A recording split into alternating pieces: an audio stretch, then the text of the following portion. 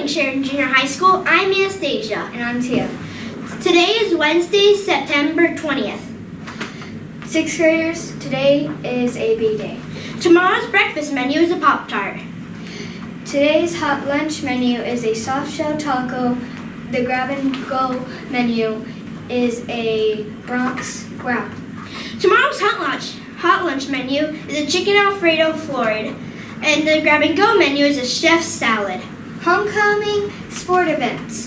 Thursday after school. 7th grade volleyball, 8th grade volleyball, 7th grade football, and Saturday at 10 o'clock, 7th grade football. Staying organized helps you become more successful, calm, and happy. And now it's time for breaking news. 10-second trivia. Which of the following pathogens is a virus? Salmonella, typhoid, E. coli, or influenza?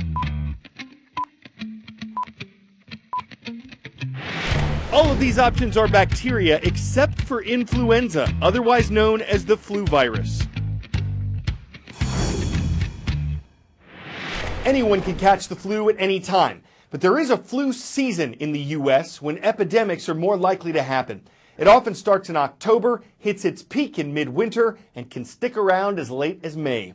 Scientists don't know exactly why the flu flourishes in fall and winter months, but they think because people spend more time indoors in groups, because they get less vitamin D from the sun, which improves the immune system, and because the air is colder and drier in the winter. These factors could all help the virus spread from one person to another. Most people survive most flu strains, getting sick for a week or two when they catch the flu. But because the disease can be deadly, and because it infects so many people, it's closely tracked by health officials every year.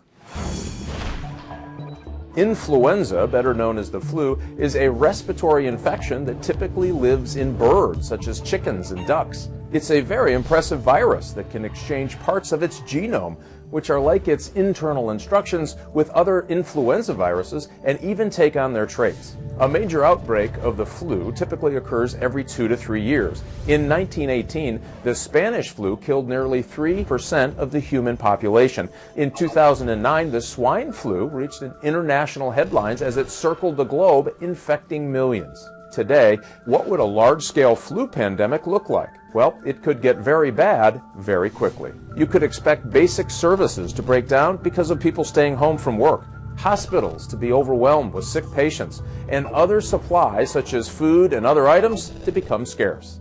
International trade and travel could also become disrupted or severely delayed. Basically, our way of life could grind to a halt. Here's the good news. The government has a well-developed pandemic response around the flu. It's modeled after what they're calling a zombie response. Biosurveillance programs that try to predict which strains of the virus will become the most prominent during a given flu season run year-round. Vaccines against the flu also prevent over 5 million cases annually. The flu may be an everyday threat, but it's one you can prevent and prepare for.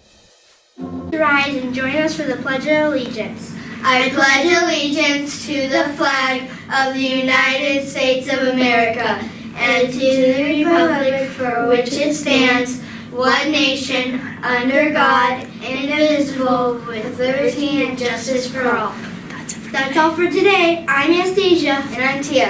And remember to be safe, Respectful, responsible, and boldly